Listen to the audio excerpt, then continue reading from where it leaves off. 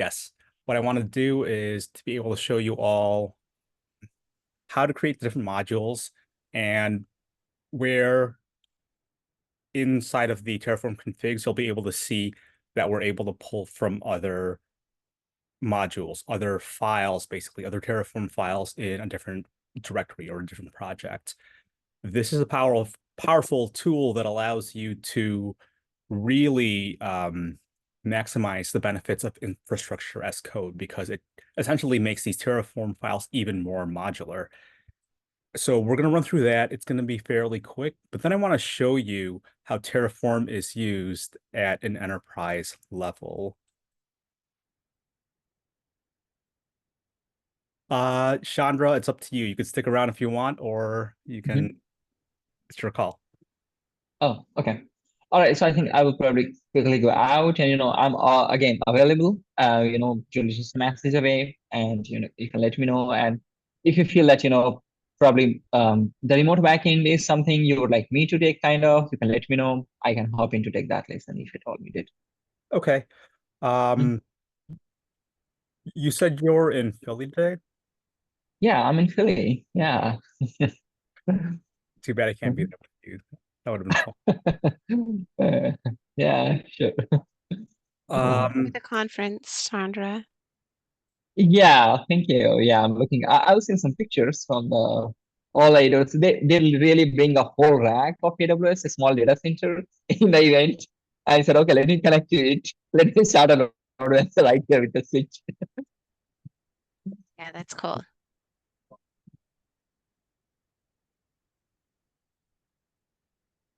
okay. Yeah, Chandra, I'll let you know. I'll get my part ready, and Mhm, if you want, you can run through the exercise mhm, that's on the README because I think I was having mhm. trouble getting that to work. I think Okay. the README might be missing some components, so we could talk Oh, about it. is it? Okay. I think I will be totally okay to do that because like remote backend is something that needs a bit of configuration on AWS side. So generally you have to like set up the things on the account. So totally in. Okay. So you will probably take it now and I will you can let me know whenever you want me to jump in. Okay, yeah. I think I'll do my portion first because I still can show the creation of the DynamoDB and the Oh, S3 bucket that creates the lock file. mm-hmm. All of that. And I think I also wanted to show a little bash script for being able to run Terraform commands on a few different projects as opposed That's cool. to them That's too. cool. Yeah, yeah. Sure. Right on. Okay, then I think Julius are pretty much set. Okay. Meanwhile, I will also check in that animal thing. Okay. I Right will on. get you ready for the Awesome. all Thank you. right. Yeah, sure. Appreciate it. Thank you, Julius, for covering me today. Of course. All right. Okay. So after the run through of Terraform modules, I think I'm also going to have my work laptop pop in here so I could show you all how Terraform is used as at an enterprise level. Phil's smiling. I don't know. Have I shown you this before, Phil? I think you probably showed me some, but it's always really cool to see like real work stuff. Right. Yeah, always down to nerd out on that. Cool, cool, cool. All right, let's do it. Let's jump right in. Okay. So I'm not sharing yet, so let me share my screen.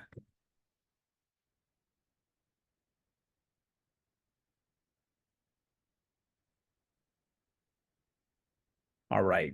Today's lesson is on Terraform modules.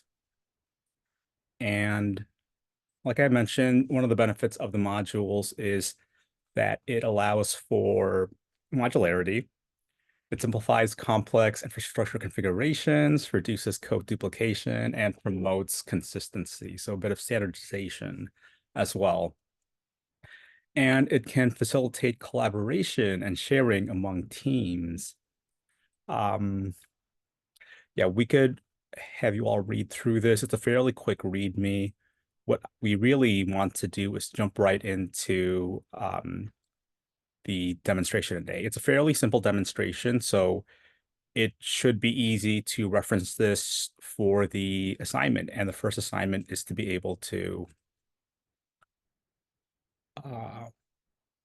create your own modules and use those to create a few EC2 instances, one of which you'll be hosting a WordPress blog on. So that is also going to be aptly named Terraform modules.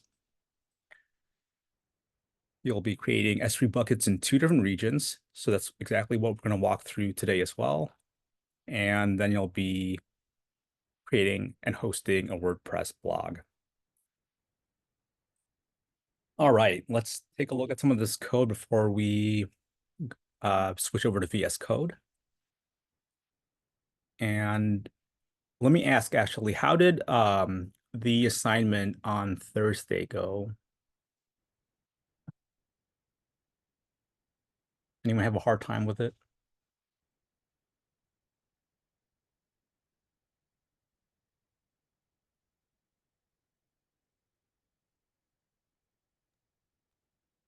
I don't know if it's the same for a lot of people, but I know quite a few of us, I think, have probably like installed Terraform and then done a couple of them, but because the assessments are still going on, and some people also presented late, or were the dates were shifted, I should say.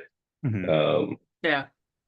Yeah, I think it might be safe to say that most of us are going to be going through a lot of the Terraform stuff today. Okay. Okay. All right. Preston at least covered it, right? And Reno, like they covered their respective lessons on their days before starting the assessment. Okay. I believe they did. I was at a networking event on Thursday, so I didn't make it till later in the evening. Okay, cool. I guess it should work out. I don't remember the assignment from Tuesday. Honestly, I think today's assignment should be fairly quick. I may even say don't worry about the WordPress portion, because from what I can tell, the WordPress portion for today's assignment isn't done through Terraform. I guess you can, yeah, I don't see how it would be. It would essentially just be additional practice, but the point of today's assignment is primarily to show how to utilize and write modules. But that's honestly not going to take very long. Like, I think what you should be able to do is run through this assignment, knock it out quick, or maybe even backtrack. Start with assignments from earlier this week. I think Thursday's assignment is probably the most time-consuming out of all of them. It's on meta arguments. So when Preston talked about meta arguments, I don't know how deeply he dove into it, but meta arguments are what allow you to create variables, locals. Yeah, they're essentially, yeah, just other ways of creating reusable code in Terraform. So jump back to this week's earlier assignments. Modules isn't going to take long. You should be able to knock all of that out. Maybe not all of it, but a lot of it out by the afternoon. And I think this afternoon's assignment is also fairly quick.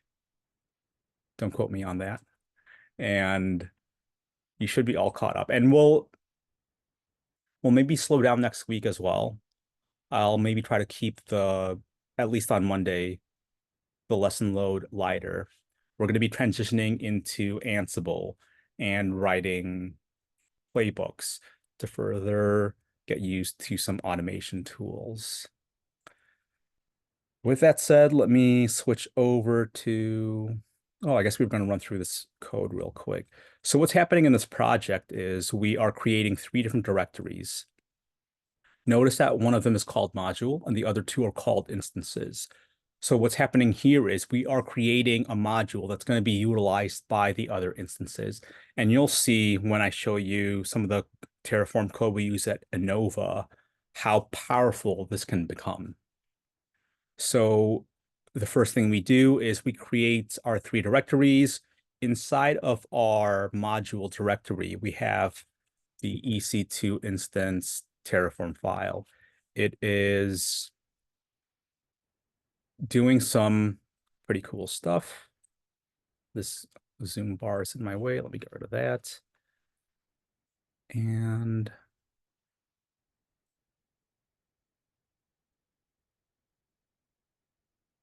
like with most Terraform configuration files, when you start, you're going to be creating an EC2 resource. That's what we have here. We're naming it app server. We are calling an AMI. Notice that we're using variables. So again, we're going back to the meta arguments from Thursday to utilize infrastructure as code concepts. And we are also doing the same with the instance type. So rather than defining them here, we're defining them elsewhere and we're calling them. Here we see that we have a list of security group IDs. So if we were to have more than one, then we could use for each or count to generate multiple security groups. Here we are creating a tag. And again, we're using that variable along with some string interpolation to name our resource. And then here we have what is essentially a bash script that is being run as soon as this is instantiated. We're updating the OS. We're using Yum to update the Yum package manager. We install the Apache server. We install Apache. We get the public IP address of the EC2 instance using metadata. And that's done with this curl request. We use that to get a token and the time and server and all this other fun stuff. You'll see a chmod here to set permissions. This is really powerful stuff. Like you're able to not only instantiate the EC2, but prime it in a way that it's just ready to go. So here we have a security group being created. And that's essentially it for this file. This is let me make sure it's the only file in here. If I go to module, there might be actually something else in here. Right, there's the variables file, and there's also a Terraform file. This Terraform file is something that you'll see in pretty much all of your projects. You're defining the providers that you're utilizing. In this case, we're using an AWS image provided by HashiCorp, so like an official AWS image. And we are using version 4.16. Inside of our variables file, this is where we've defined the AMI, the region, the instance type. So we see they're all very simple strings, but we're able to call them from EC2 instance.tf using this very simple syntax, var.appRegion, var.instance type, etc. So that's the module. Now that we have this module, it's basically Terraform configuration that can be recreated by other Terraform projects. So let's go up one directory. Let's check out EC2 instance US. And actually, let me go back to module real quick so I can run my Terraform commands. I've already initialized this from last night. But just for the sake of demonstration, when you create a new project, that's the first thing you're going to do. You're going to init. You need to run a Terraform init in order to build the necessary backend and plugins for Terraform to do its magic.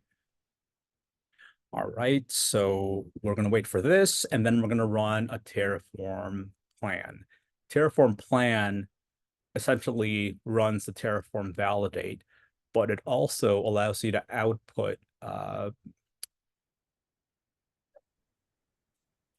variables and other metadata that can be used when you run your Terraform apply. So I'm going to run my Terraform plan.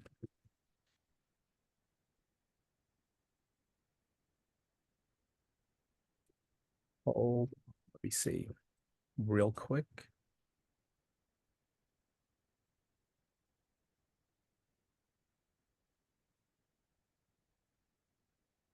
Okay, we're actually not going to run Terraform plan or apply on this project. As a module, we don't have to do that. I think I was thinking ahead to later's assignment. So we're going to actually get out of here like I initially thought we were. We're going to hop into ec2 instance.us. We're also going to run Terraform init on this. I think I've already run it last night, which is why it was a lot faster this time around. But let's take a look at what's inside of here. So here we've got some state and a state backup file. Those are created automatically by Terraform. And then we have a very simple main.terraform config. Here we are showing that we are using a module. And we're naming that module, and we're also citing a source. With the syntax, you could probably tell that we're going up one directory, and then we're going into the module-ec2 directory to grab the configuration from there. And then we're specifying an image, a region, and an instance type. So now if we run a Terraform plan, we can see that there are no errors, there are no issues, because it essentially runs through Terraform validate. If there was anything wrong with my configuration, Terraform plan would tell me. So what's going to happen? Terraform is going to perform all of these following actions, and that's going to be essentially provisioning these resources. So it's telling us that it's going to use this AMI with this ID, and then it's going to let us know after we apply what a lot of these other resources are going to be. Let's see. Everything should match what's inside of our Terraform configuration. For the most part, as you're going through this, as long as you see a bunch of green plus signs, you know you're good. And at the end, it's telling us that we're going to be adding 2 resources, changing 0 and destroying 0. And again, it says here, you didn't use the out option to save this plan, so Terraform can't guarantee to take exactly these actions if you run Terraform apply now. Basically, this warning message is there to let you know that if you were to make any changes to any of your other Terraform files before you run apply, essentially between the plan and the apply, then your output might be different. If you were to use the out option, it would save the plan. And so if you were to fiddle around with your Terraform files, your apply would ignore those and run the plan. All right, so Terraform apply is what we're going to do now. And let me bring over, oh, I don't know if I showed you all this before, but you see how it prompted me for a yes value? You can bypass this, which is especially handy if you're running this command repeatedly and you already know that your configurations are good, by passing in auto approve. So I'm going to run my apply with auto approve, and I'm going to make sure I'm spelling it correctly. And we can see that it's going through and applying my configuration and creating these resources. So let me now grab our AWS console. And if we were to hop into our EC2, we'll see that it's not created yet. So there's only these 3 right now. What's DevOps learning server, by the way? I have no idea. Yeah, I'm unsure. I don't know if Chad and I are working on a hackathon project, and I don't think I'm pretty sure it's on his personal account, so I don't think it's that, but I don't know if somebody was just doing like a learning lesson. Okay. Yeah, I thought Preston's DevOps server was called, one of the lessons with Terraform had DevOps server as a thing. Oh, then maybe Preston just didn't destroy his resources. Yeah, I think immediately after the lesson, he was going over assessments with some students, so maybe he just forgot. Yeah, that makes sense. Cool. All right, so we see that our resources have been successfully created. We got 2 resources added, so let's do a refresh. And we now see our US East 1 app server still being initialized.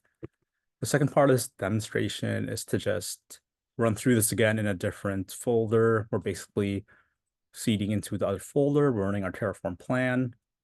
And if you forget to run your Terraform init, this is the message that it gives you.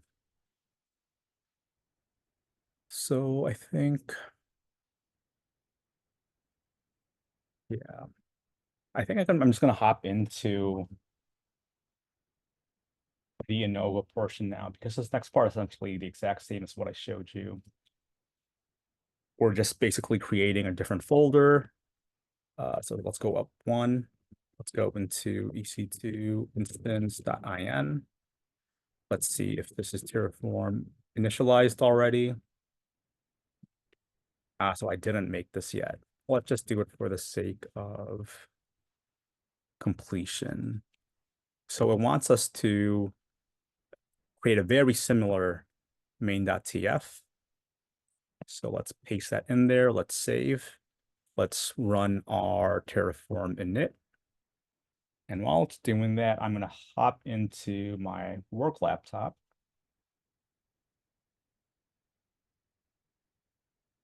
And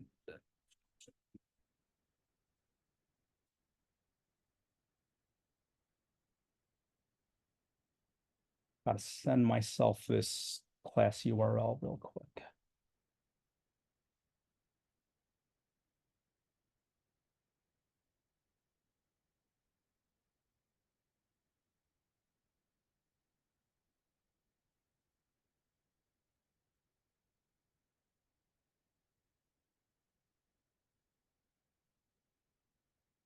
Oh snap, I don't remember my Zoom password on my personal account. Let's see. Let's see if that works.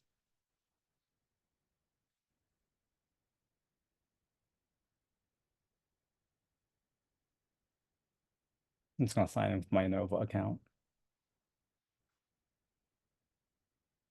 Oh, I'm unable to sign up with my email address. All right, let me try going through my browser.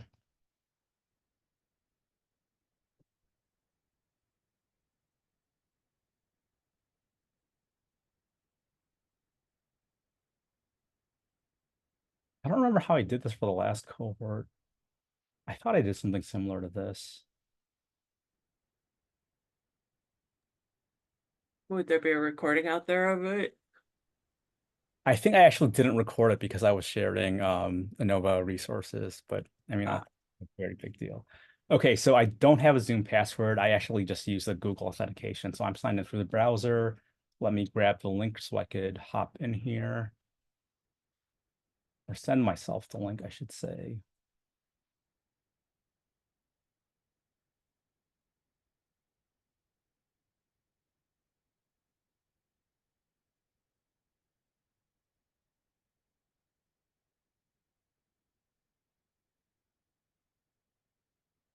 So I need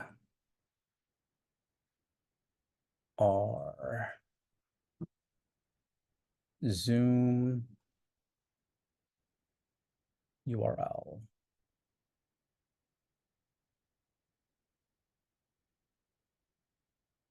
Whoops. Maybe I could just copy this.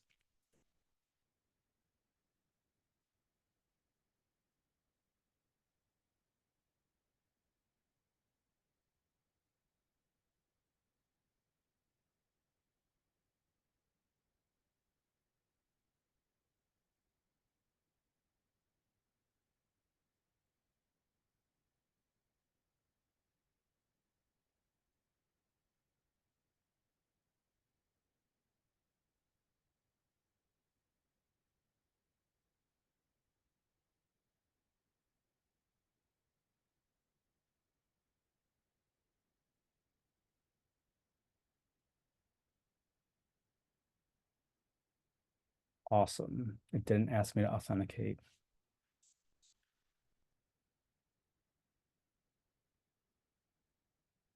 Okay, almost there.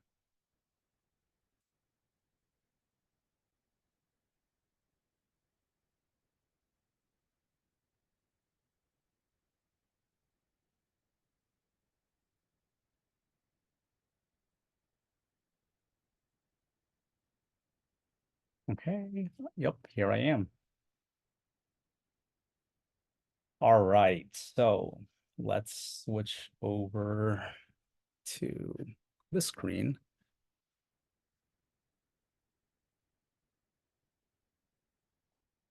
Gonna find the Zoom thing so I can stop sharing this one. There it is.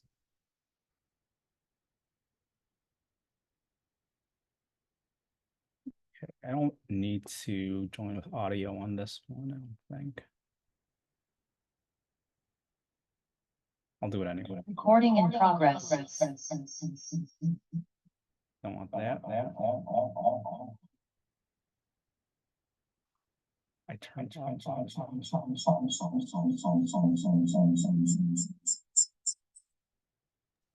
Boomer alert. Boomer alert.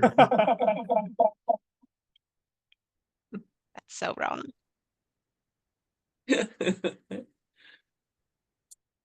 All right. Let me.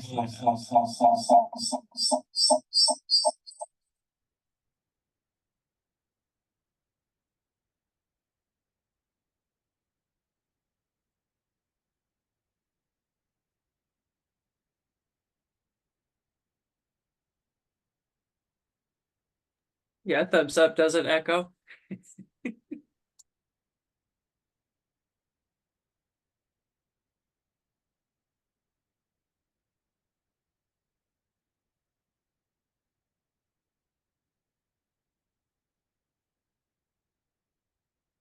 Okay.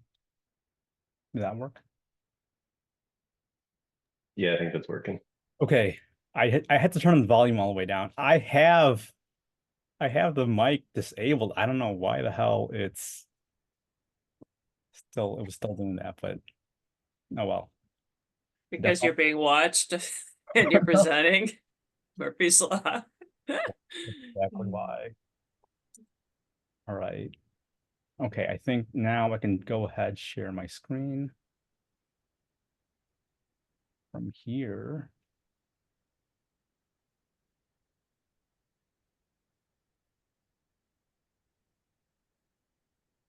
Okay.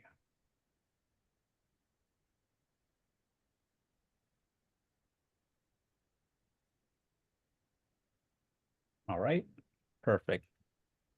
Here we are. Let's see. So let's go over to our Terraform repository. So this is what our primary Terraform repository looks like at Innova. We have all these different teams and brands. CNU, for example, is one of our 4 brands, and they have a lot of different teams, but I think just a few folders inside of this particular Terraform configuration. Look at the folder structure. We basically have this structure where the first directory is like a team, right? And then if we go into one of our teams, like Tech Ops, that's my team, we can see both a staging and a production directory. From there, we see a third set of folders, and this represents different services and applications. So Astronomer is a cloud platform for running Airflow, multiple Airflow instances. Incident Manager, Jaina, MockPI, those are some internal tools that we've built. Same with Shadow. And if we were to go into one of these, then we see all of our Terraform files. So you see Atlantis here. Atlantis is a really awesome tool that essentially runs Terraform commands when you make any changes to your repository. So what we normally do is we'll make our changes to a Terraform file. locally.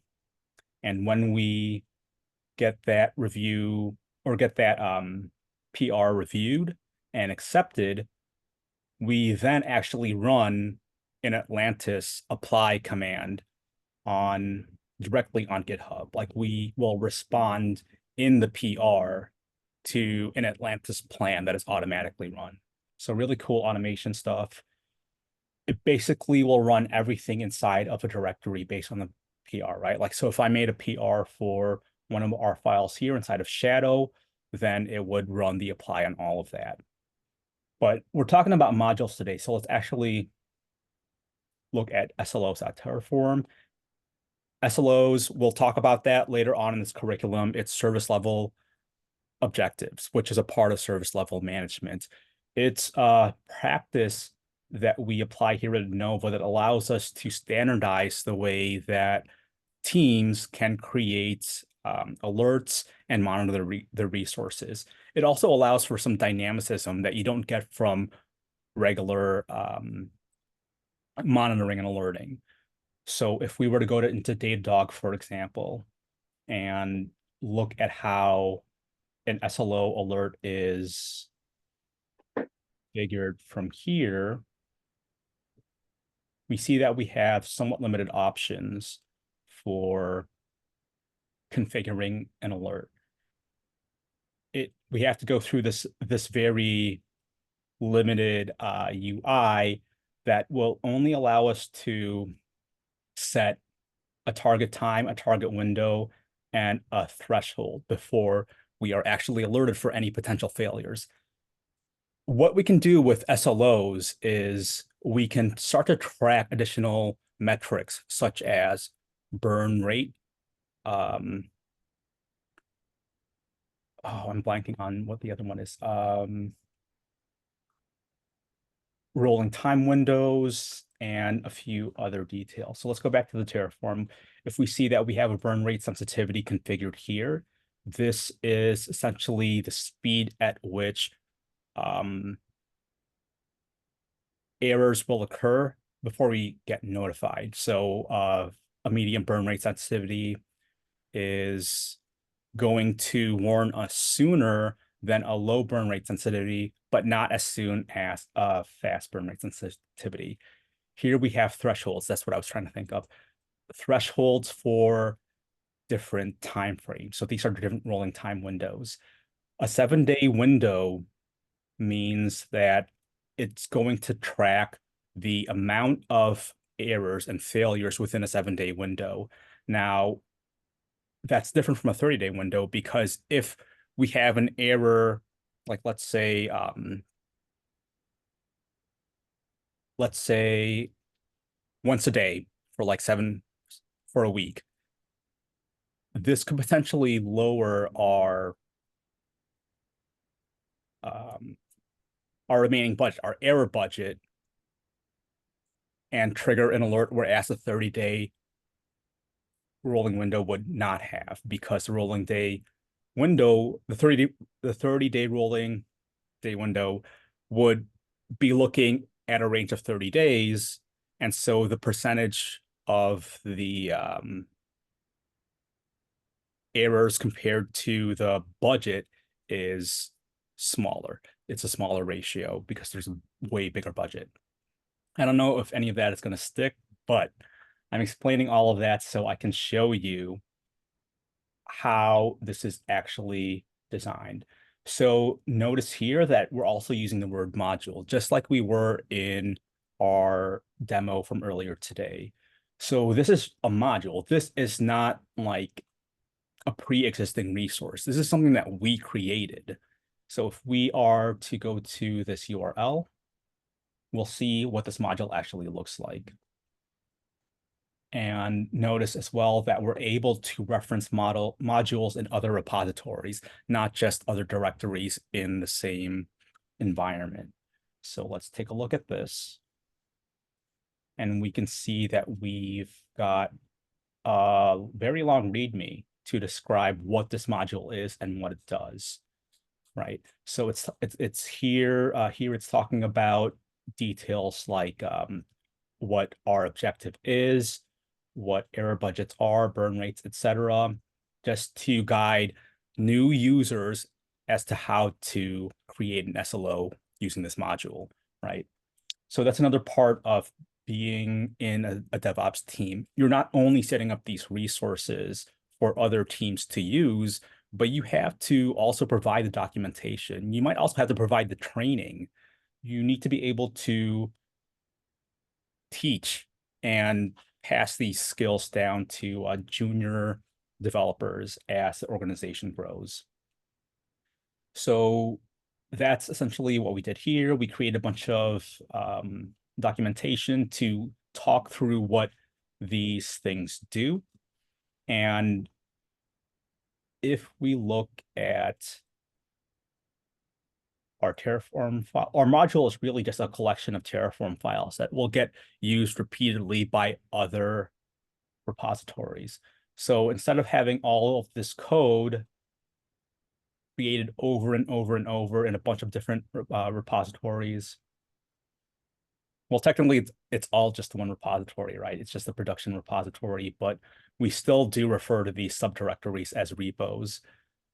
So instead of having this entire file structure repeated for all that, you'll see that it will start to get messy, right? Because we're having locals and variables from all sorts of different modules in one file. That's going to get out of hand really fast. So with modules, we could keep everything very organized.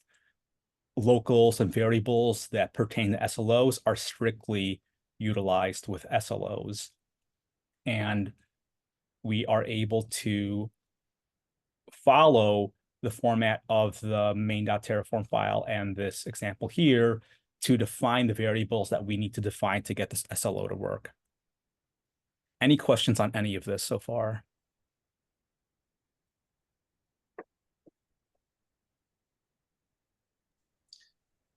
I love all this stuff. I got lots of questions, but it's all off topic and sort of gets away from Terraform. So Right on.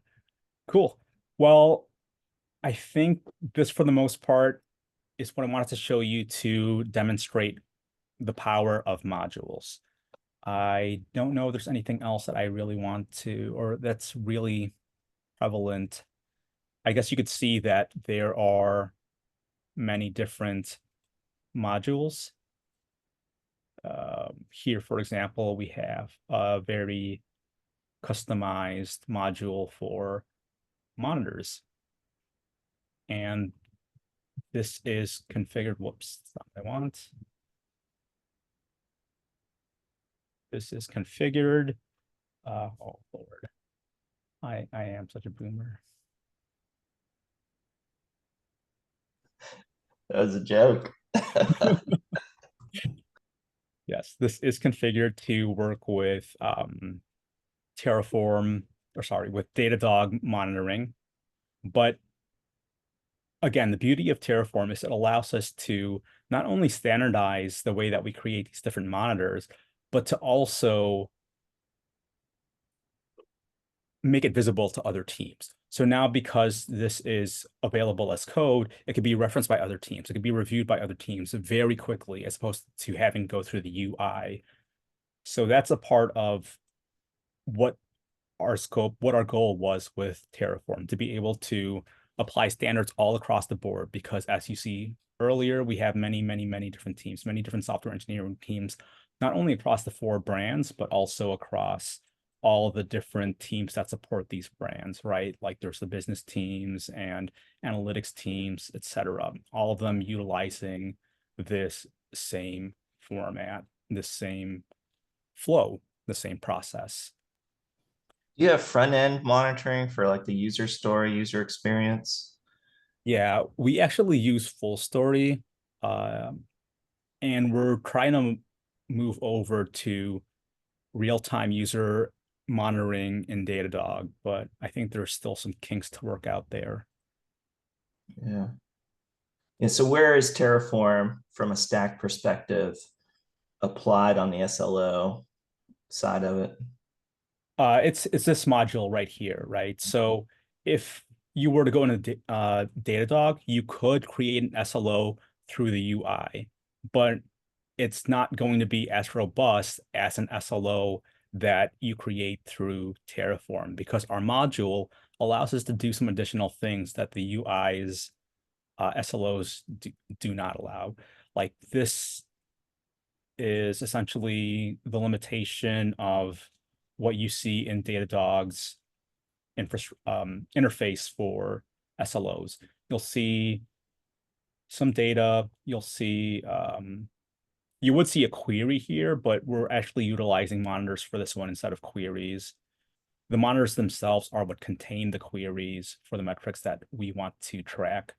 So here, for example, we have an average of these metrics, consumer lag offsets, over the last 10 minutes for this service called loan processing that belongs to the Simply team.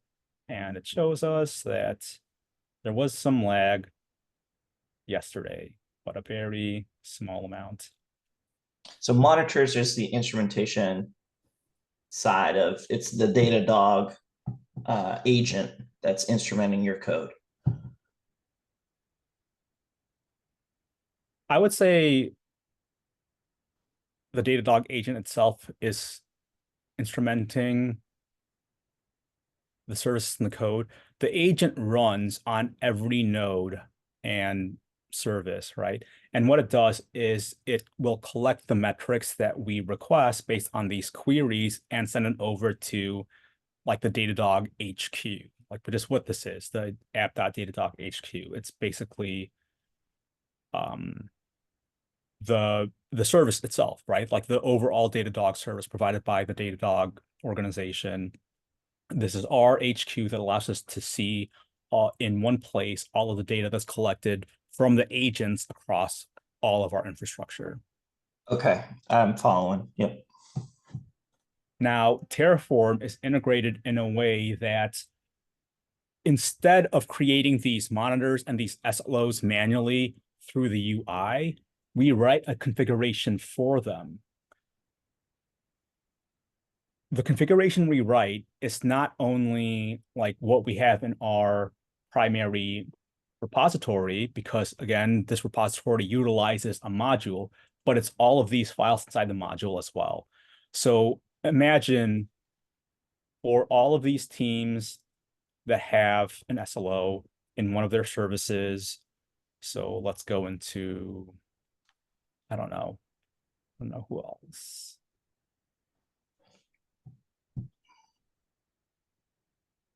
Yeah, if we were to go into the portal directory, for example, they also have SLOs. A lot of these have SLOs. Just imagine that for a lot of these folders within these services, within these environments, within these brands, within these teams, they're all replicating this collection of codes. So that's one of the benefits of Terraform there. We're able to modularly reuse all of this code. So instead of having all of these files for all of these teams and all of these folders and services, we just have the one SLO's Terraform file, which is reusing that module every time it's run. So when this is applied, when Atlantis applies Terraform apply for us, it's actually integrated with Datadog. So it's going to create the monitors. It's going to create the SLOs for us. So we don't have to go into the UI and create them manually anymore. All we have to do is write a Terraform for them, and it's going to become provisioned.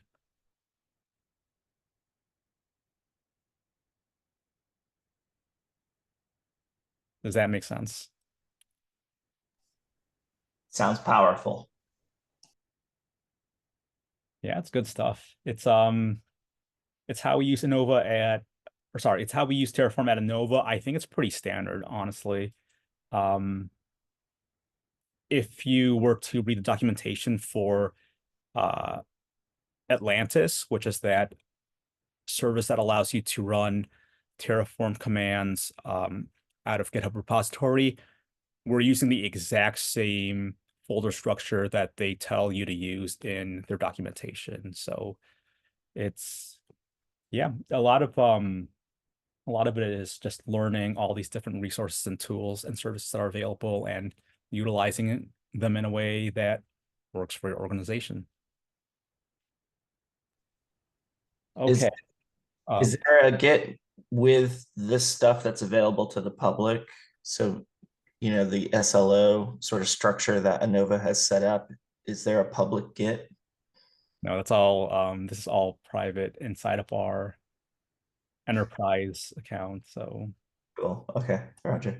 some private stuff I probably shouldn't have been showing you. NDAs. Right. None of the information I showed was sensitive. I think it's really cool to be able to share that stuff.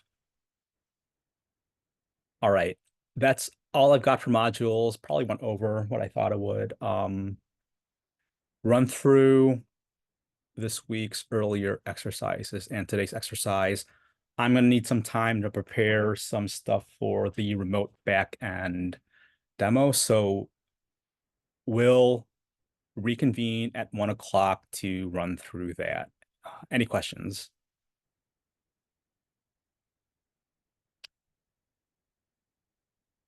Cool.